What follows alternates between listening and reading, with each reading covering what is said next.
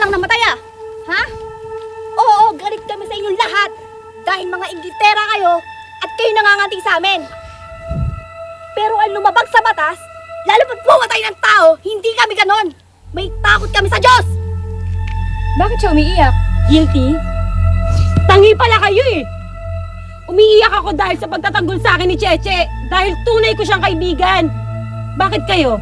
Tunay ba samahan nyo? Di ba nilaglag niyo si Chris? Huwag mong ibahin ang usapan. Hindi kami naniniwala na wala kang kinalaman sa pagkamatay ni Sheena. Hanggat hindi natatapos ang investigasyon, mamamatay tao!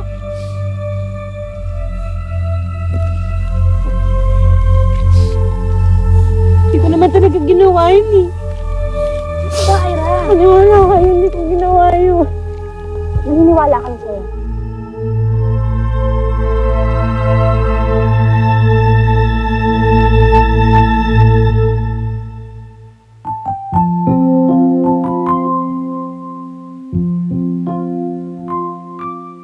Ganyan.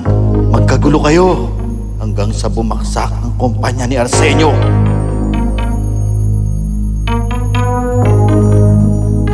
Kumakalap na ng ebidensya ang aming SOCO team. Nakakalat na rin ang mga bantay. Ginagawa na namin ang isang masusing investigasyon.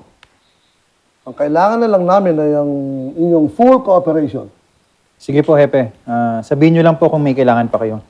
Wala pa naman sa ngayon. Ang kailangan ninyo lang ay iba yung pag-iingat, lalo na sa pagtanggap ng mga bisita. At medyo pakikiramdaman nyo rin ang mga bagong dating.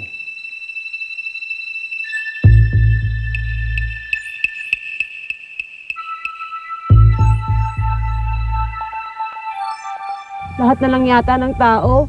Mamamatay tao ang tingin sa akin. Pwede natin silang idemanda ng Bible. Anong Bible? Libel siya nga. Ang Bible, English ng Biblia. Ikaw ang siya nga. Bible yun, no? Ang libel, yun yung nakadikit sa damit kapag bago pa. Label yun, engot. Ano ba kayo? Mapa-libel o Bible? Dead man na. Pag-awayan ba? Grace, sandali lang may naaalala ko. Alam mo yung gabing pinagbantaan natin si Chris? May nakita ko nun eh.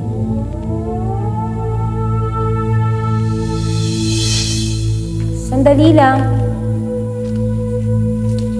Sino ka? Excuse me, may kilala po ba kayong Miss Chopay?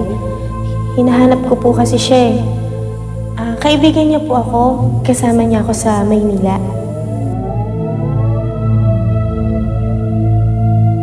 Grace, maiwan ko muna kayo.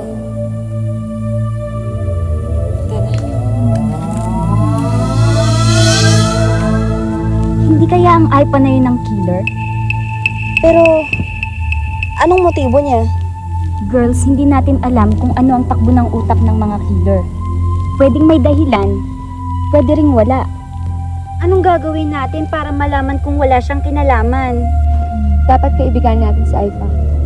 Kunin natin ang loob niya para alam natin ang mga galaw niya. Saka para hindi na niya tayo sunod. Kaibiganin natin siya. Nag-uumpisa na ang tagumpay ng paghihiganti ko. Why you not telling me the Aling Elena's sons? You not trust me? Hindi pa naman kasi sigurado eh. Siyempre, tatanungin pa namin siya para malaman. Para mapatunayan. Tsaka Mia, pag ikaw ang nakaalam, sigurado buong Pilipinas ang nakaalam sa loob lang ng 1 oras. Ay nako, di napahiya pa tong apo ko kung sakaling mali yung hinala niya. Oh. Good evening po. Good evening. Gandang gabi. Hi, Granny. Hello. Excuse lang po.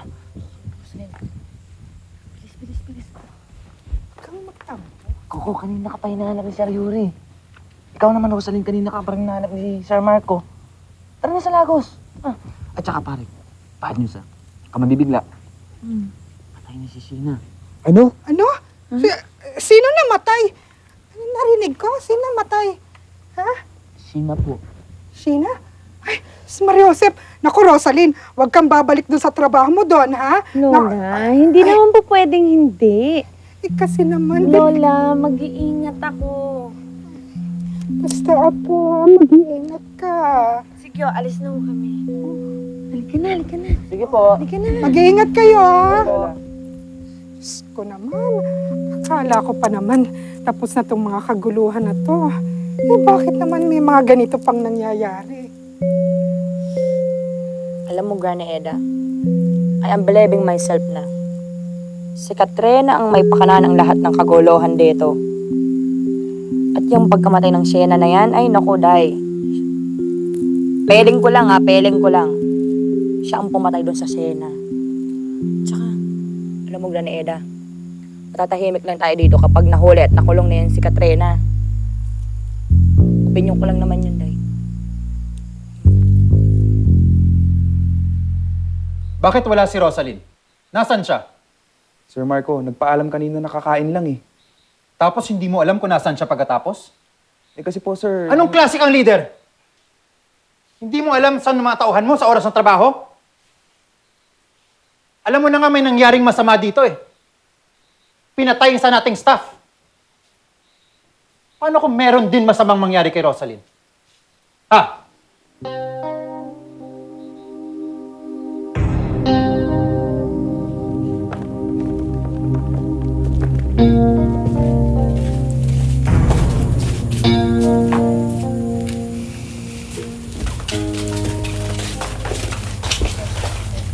Teka, sandali. Kesa magbangayan tayo at akusahan ng isa't isa, bakit hindi na lang tayo magtulungan?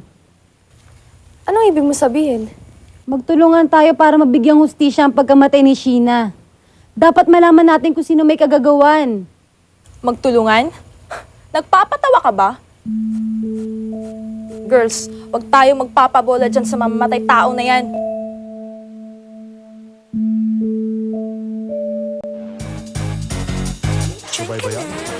Mabuti naman, naisipan niyo pang bumalik. Sa dami nang nangyayari dito sa Lagos, sana naman, huwag na kayong makidagdag pa. Pasensya na, Sir Yuri, kasi... Anong pasensya? Halos lahat ng tao dito ay nagkakagulo dahil sa nangyari kay Sheena. Tapos kayong dalawa naglalamyerda? Ikaw, Rosaline, simula nang dumating ka dito sa Lagos, nagkagulo na. Ano bang malas ang dala mo? Shine. Ano? Ipagtatanggol mo siya? Ako, Shai. Ipagtatanggol ko siya. Huwag mo naman isisi kay Rosa yung mga pangyayaring wala naman siyang kinalaman. Maawa ka naman sa tao. Pinagagalitan na nga siya ni Kuya Marco. Pati ba naman ikaw? Ano bang kasalanan ni Rosaline sa inyo? Para pagkaisahan niyo siya. Ano, Shai? Ano bang kasalanan niya sa'yo para pagkaisahan siya ng ganito? Magsama kayong dalawa.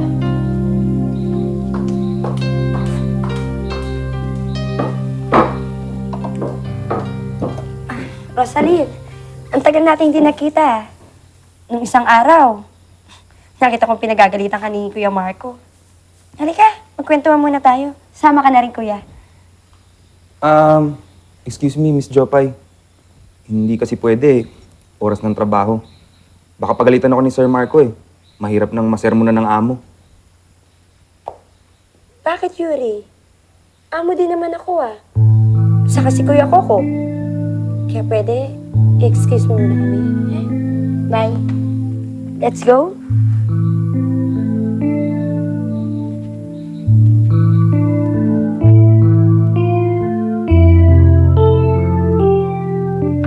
Salamat sa pagtatanggol mo sa akin, ha? Naku, wala yun. Sa laki ng atraso ko sa'yo kay Maika, kulang pa yung... Ano ka ba? Matagal na yun. Teka, bakit mo nga ba tinawag na kuya tong mokong na to at si Marco? Bakit? Hindi pa sisabi sa'yo Kuya Coco na isa siyang madrigal?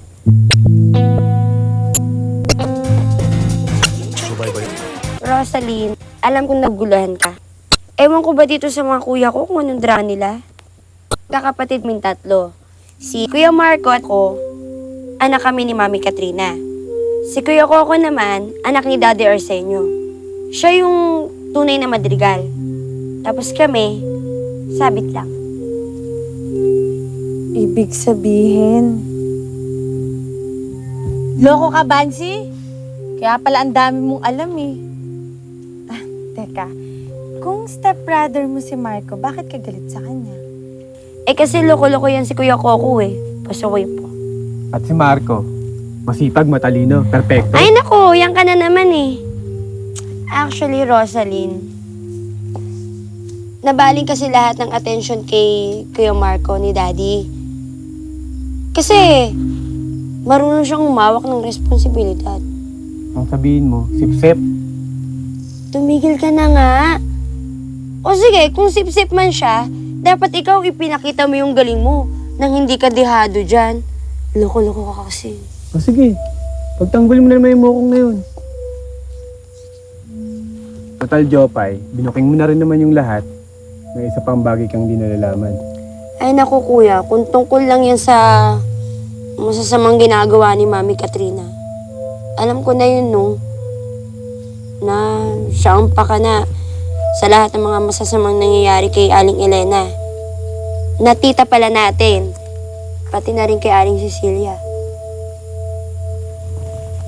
Hindi yan, Jopay. Ang totoong pagkatao ni Marco. Hindi mo siya totoong kapatid. Ano?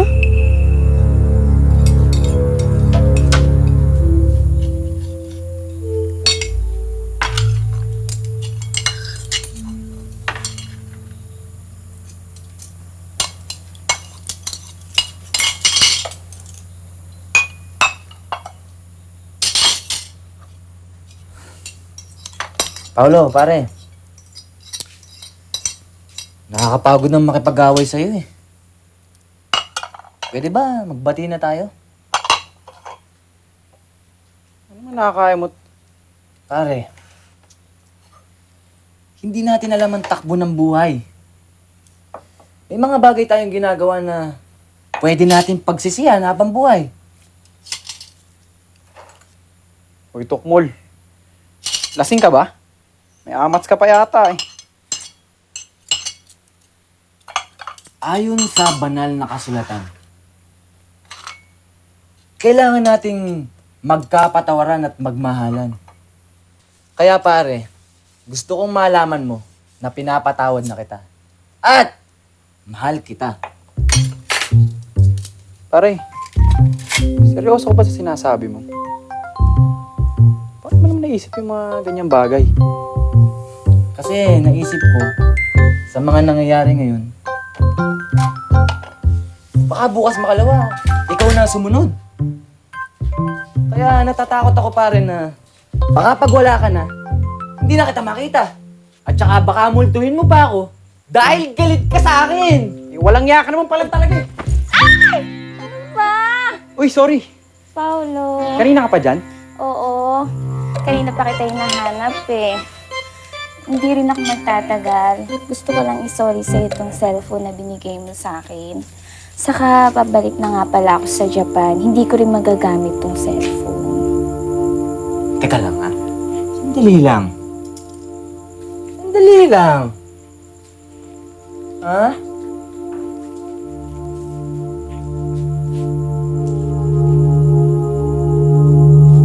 Parang pamilyar sa akin tong cellphone na to ha.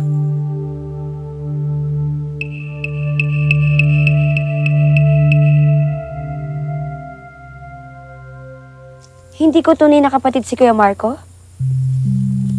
Oo. Inampon siya ng mami mo nung maliit pa lang siya. Kaya kahit siya, hindi niya alam kung sino ang tunay niyang ina. Ang kutob namin, siya ang anak ni Aling Elena na nawawala. Teka, sandali. Parang nahilo yata ako doon sa narinig ko ah. Akala ko si Rosaline ang magugulat eh. Ako pala. Sis, hindi pa naman kami sigurado eh. Pero posibleng iniisip ni Rosaline. Ang importante ngayon, matulungan natin ang kuya mo na makita ang tunay niyang ina. Talaga kuya? Tama ba yung narinig ko? Tutulungan mo si Kuya Marco? Concerned ka na rin pala sa kanya? Hindi ah. Kay Aling Elena ako concerned. Coco, tama na nga yan. Ang importante ngayon, makagawa tayo ng paraan para magkaharap si Aling Elena at Marco. Sandali, pupuntahan ko muna si Marco para malaman niya tungkol dito. Hindi na kailangan. Narinig ko ng lahat.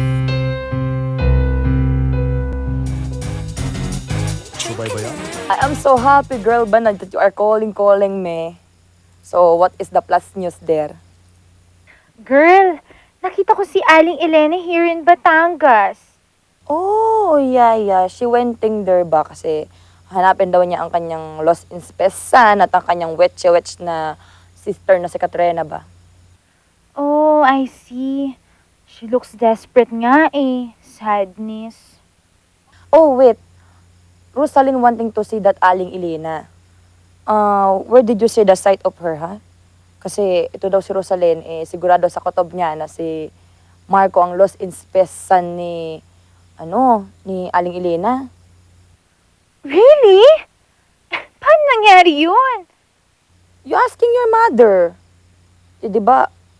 Kasi, because she is... kasi ganito yung day, ha? Di ba? Yung mami mo ang nagnakaw ng anak ni Aling Elena na inutos naman nung Katrina, di ba? Mia, you're bad. Mami naman di rin nakaw the son of Aling Elena eh. At nagsisisi na siya because of what she did. Sorry, girl. Did I hurting your feelings? Please forgive me my sins na.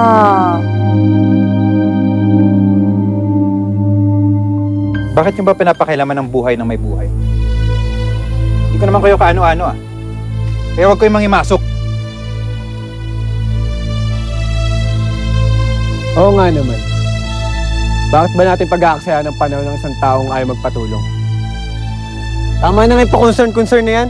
Sa isang tao makasarili at walang kwenta. Ano? Kuya, tama na. Kuya! Tama na. Ang sabi mo kahit kailan hindi ka naging masaya. Pagkakataon mo na to. At hindi lang para sa'yo. Pagkakataon na rin to para kay Aling Elena na matagpuan ang kanyang kaligayahan. Matagal niyang tiniis. Mga ginawa sa kanya ni Katrina. Nakulong siya sa salang hindi naman siya gumawa. Dalawa lang ang pinangarap niya sa buhay. Ang mabigyan ng hustisya ang ginawa sa kanya ni Katrina at matagpuan ang nawawala niyang anak. Ngayon, kung wala sa puso mo ang pasayahin ng sarili mo, huwag mo namang ipagkait sa inang nangungulila ang pag-asang sumaya.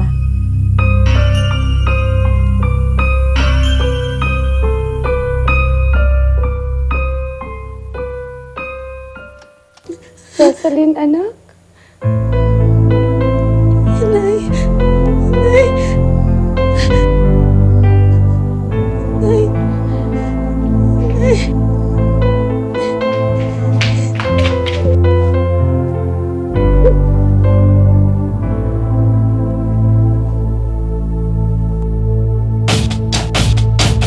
Mahilig ba kayong sumayaw? Mahusay ka bang kumanta? At ano ba ang dating? Mag-out! Dito na!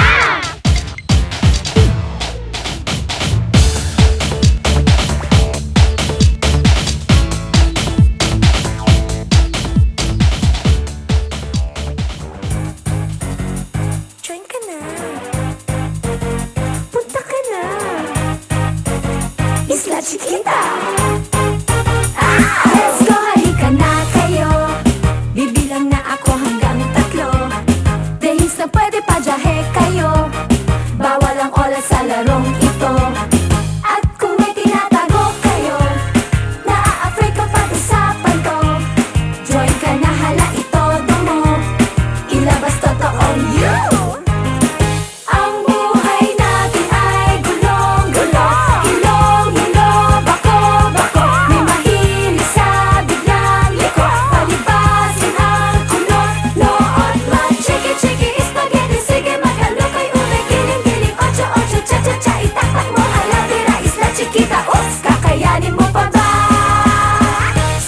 sige join ka na.